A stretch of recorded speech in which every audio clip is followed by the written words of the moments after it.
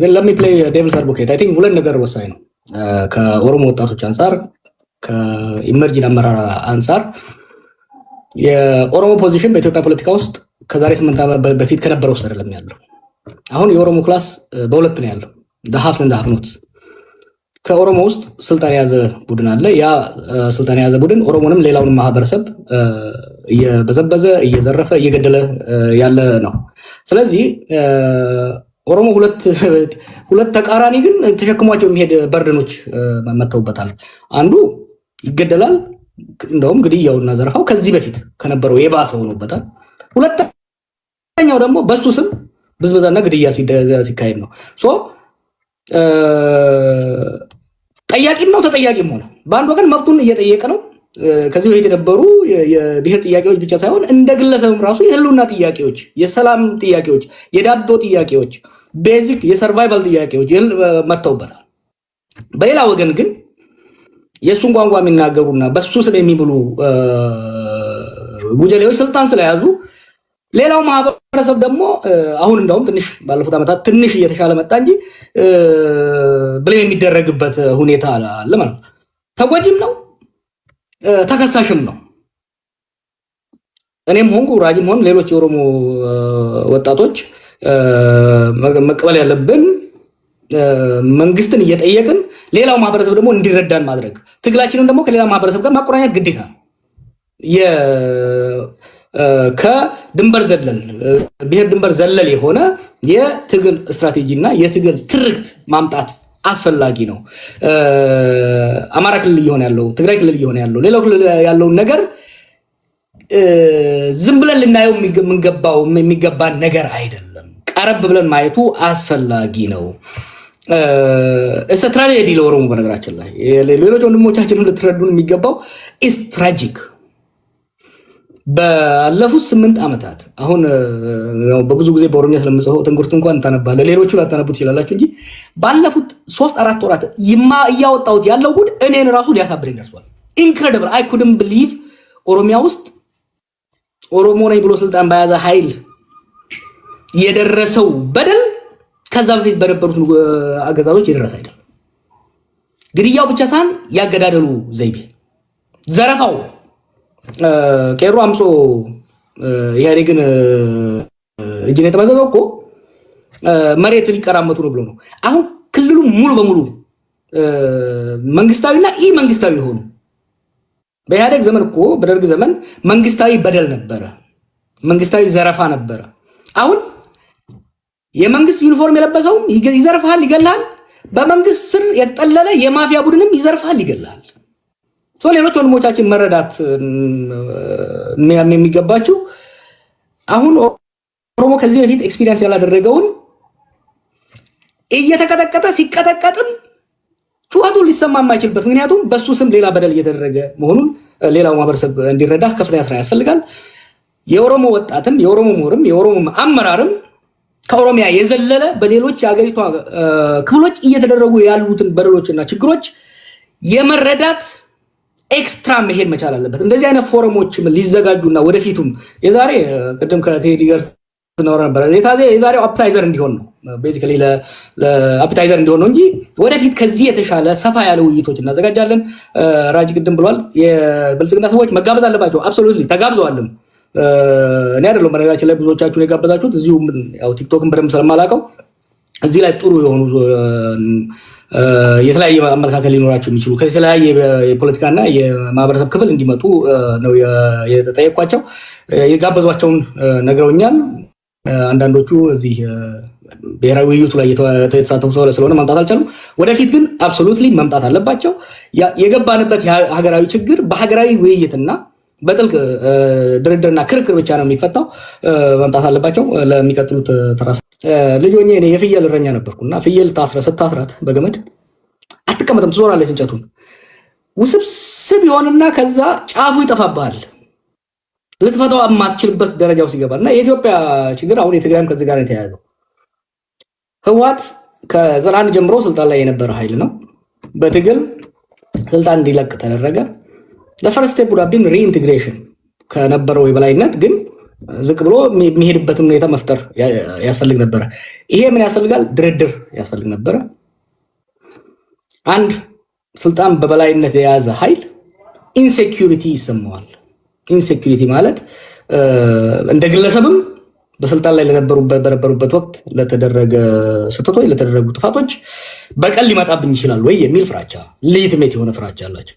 እንደ ፖለቲካል ኮሚኒቲ፣ እንደ ፖለቲካ ማህበረሰብ ደግሞ ከጎና ጎን ያሉ ቁርሾች ስላሉ ልገለል ልጠቃ እችላለሁ ወይ የሚል ወደ ኤክስቴንሽን ኢንሴኩሪቲ፣ ኮሌክቲቭ ኤክስቴንሽን ኢንሴኩሪቲ የሚያደርስ ስሜቶች ገና ከመጀመሪያው የተጀመሩ ነበር። ትዝ ካላችሁ ያኔ እኔም አሉላ የምንከራከር ነበር። የነበረን ግን የጋራ አቋም ምን ነበር? የትግራይ ልሂቃን ወደ መቀሌ መውጣታቸው ወይም ደግሞ መገፋታቸውም ሆነ መርጠውም ቢወጡ መነሻው እዛ ጋር ነው።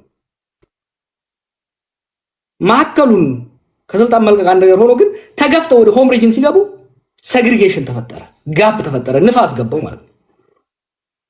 ቅድም እንዳልከው የኢትዮጵያ ችግር መነሻና መጨረሻ አብይ አይደለም።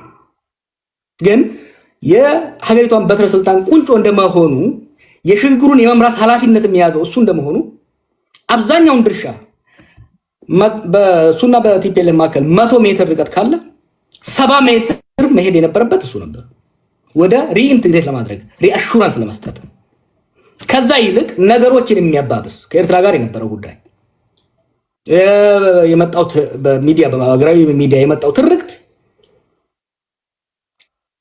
ወንጀል ሰርተው ህዝቡ መደበቂያ ለሚያደርጉትም የህዝባቸው ዕጣ ፈንታ ለሚያሰጋቸው አንድ ላይ ሆነው ወደ ጦርነት እንድንገባ አደረገ። ፕሪቶሪያ ወቅት ደግሞ ከፕሪቶሪያ በፊት ለምሳሌ አንዱ ትልቁ ችግር መፍታት ሊፈታበት የሚችለው የኢህአዴግ መድረክ ነበር። የኢህአዴግ መድረክ ዲሞክራሲያዊም ባይሆን ዲሞክራሲያዊ በሆነ መልኩ የኤሊት ባርጌን የሊቃን ባርጌን የሚደረግበት የስልጣንና የሀብት ክፍያ ድርድሮችና ክፍያዎች የሚደረጉበት ኤሊት ማኔጅመንት ፖለቲካል ማኔጅመንት የሚደረግበት መድረክ ነበር። ያ የፈረሰበት ሂደት አንደኛ ማፍረሱ አስፈላጊ አልነበረም፣ ሪፎርም ነበር መደረግ ነበረበት። የፈረሰበት መንገድ ዲሞክራሲያዊ ስራ ስላልነበረን፣ ዲሞክራሲያዊ ስራ ቢኖር ድርድርና የስልጣንና የሀብት ክፍፍል በፓርላማ በሀውስ ኦፍ ፌዴሬሽን ይካሄድ ነበር። ኢህአዴግ ዲሞክራሲያዊ ስራ ባለመሆኑ ዲሞክራሲያዊ በሆነ መልኩ በፓርቲ ነበር ውሳኔዎች የሚወሰኑት። ያ ፓርቲ ሲፈርስ የመደራደሪያ የመከራከሪያ የመነጋገሪያ መድረኩ አጣ ነው። ጦርነት ገባ። በጦርነት 2 ዓመት ከተጨፋጨፈን በኋላ እድል አገኘንና ፕሪቶሪያ ላይ ተኩስ ማቆም ቻለ። የፕሪቶሪያ ስምምነት ግን ወደ ጦርነት ያስገቡንን ምክንያቶች የፈታ አልነበረም። ወደ ጦርነት የገባ ነው በወልቃይትና ጠገዴ በዌስተርን ትግራይ ጉዳይ አይደለም። ፈንዳሜንታሊ በፖለቲካ ስልጣን አንድ፣ ሁለተኛ የትግራይ እንዲሁም ህወሓት በመጪዋ ኢትዮጵያ ውስጥ ምን አይነት ቦታ ይኑራት የሚለው ጥያቄ ነው ወደ ግጭት የፈጠረ። ወደ ግጭት ያስገባን በአብይና እሱ ስልጣን የያዘው ኃይል ወደ መቀሌ ሄደው ህወሓት እንደ መሪነት ግን ከኋላቸው ያለው ኮንስቲትዩንሲም የወደፊት ግንኙነቱ የስልጣንና የሀብት ክፍፍል የሴኩሪቲ ጉዳይ እንዴት ይሁን የሚለው ነው ወደ ጦርነት ያስገባል። ከጦርነት ፕሪቶሪያ ላይ ግን አደራዳሪዎቻችንም ወይ አልገባቸውም ወይ ሸረኞች ነበሩ። ነገሮችን ከስር መሰረቱ የመፍታት ፍላጎት አላሳዩም። ይሄን ምለው ቀጥታ ተሳታፊ የነበርኩ ሲያደራድሩ የነበሩትም ተደራዳሪ የነበሩትም ሰዎች ሰማቃቸው የፖለቲካ ኢሾችን ወደ ጦርነት ያስገቡን መንስኤዎችን ወደ ጎን ያገለለ ነበር። ናይሮቢ 1 እና ናይሮቢ 2 ላይ ሞር ጦርነቱን እንዴት እናቆምና ከዛ ለያ ጦርነት እንዴት እንዘጋጅ ውስጥ የተገባው። ከዚህ በፊት ወደ ጦርነት ያስገቡን ችግሮች ቅድም ያልኳቸው የፖለቲካዊ ማህበራዊ ጉዳዮች፣ የሴኩሪቲ እና የስልጣን ጉዳዮች ተደራድሮ የወደፊቷ ኢትዮጵያ ውስጥ የትግራይ ቦታና የትግራይ ሊቃን ቦታ ምን ይሁን የሚለውን ከመደራደር ይልቅ ከመነጋገር ይልቅ አብይና በአዲስ የታረቁት የህወሓት ኃይሎች እንዴት ተስማምተን ኤርትራን እንውጋ ነበረ። ምን ዋሻሻው ነገር አልነበረም። አወዘ ናይሮቢ ታው አይሆንም። አዙሪት ውስጥ ነው የምትከቱን። ሪሜምበር 2018 ኢሳያስና አብይ እንደዛ ሲያስጨፍሩን ይሄን ነገር ጸረ ህወሓት አላያንስ አታድርጉት። ይሄን እድል ተጠቅመን በኤርትራና በኢትዮጵያ መካከል የሰከነ በድርድርና በተቋማዊ መሰረት ያለው ስምምነት ላይ እንድረስ። አዲስ አበባና አስመራ መቀሌን ዘለው ሊጨባበጡ አይችሉም። it's a matter of geography, it's a matter of history ብዬ ስከራከር ነበር። የዛ ጊዜ ሁለቱም ማድመጥ አልፈለጉም። ሲሚላርሊ ናይሮቢም ላይ ሀሌላ ከለም ላይ የተሞከረው አካሄድ አንድ ጦርነት ወደ ትግራይ ጦርነት ያስገባንን ችግር ከመፍታት ይልቅ ሌላ ጦርነት የሚደረግ ነው። ሰዎች አንድ ነገር እንሻወድ። ይሄ ኤርትራ፣ ኢትዮጵያ፣ ትግራይ፣ ኦሮሞ ምናምን ነው ነገር ክፍሎችን ቢኖሩ ደግሞ ብዙ ሚስጥር የለንም። we are one community። በተለይ ደግሞ በሶሳይቲ ደረጃ ካየኸው we are one community። ብዙ ሚስጥር አይኖርም። በአስመራና በአዲስ አበባ መካከል፣ በመቀሌና በአስመራ መካከል እኔ ሄጄ ላሉላ ሹክ ብለው አሉላ መጥቶ ለቶላ ለገብረየስ የማይልበት ብዙ ምድር የለም። I know this from experience። ናይሮቢ ላይ የተደረገው ውይይት አስመራ ወዲያ ነው የደረሰው። the same thing። ከዛ በፊትም አዲስ አበባ ላይ፣ ጅማ ላይ ኢሳያስና አብይ ሲያደርጉ የነበረው መቀሌ ሲደርስ ነበር። ምን ፈጠረ? ይሄ ጥርጣሬዎችን እያባባሰ ሄደ እና ከዛ ወዲህ ደግሞ የትግራይ የውስጥ ምስቅልቅልነቱ በተወሰነ ደረጃ የአብይ ኮንትሪቢዩሽን የነበረበት ህወሓት ያው በጣም ጠለቅ ማለት አልፈልግም እንጂ ህወሓት ከመለስ ሞት በኋላ ህወሓትም ኢህአዴግም ክራይሲስ ውስጥ ገቡ። የዛ ውጤት ነው አንዱ። ምክንያቱም ለረጅም ጊዜ በመለስ ጭንቅላት ላይ የተመሰረተ አካሄድ ስለነበረ እሱ ሲሞት ስበቱ ሴንተሩን እየለቀቀ ነው የመጣው። እሱን የሚተካ አመራር አለማግኘታቸውም አስፈላጊ መሆኑን we have to sympathize። ዝም ብለን ህወሓት ዛሬ ያለው ህወሓትና የዛሬ 10 ምናምን ዓመት የነበረው ህወሓት አንድ አይደለም። የፖለቲካ የስትራቴጂክ ሊደርሺፕ ችግርም ተፈጥሯል።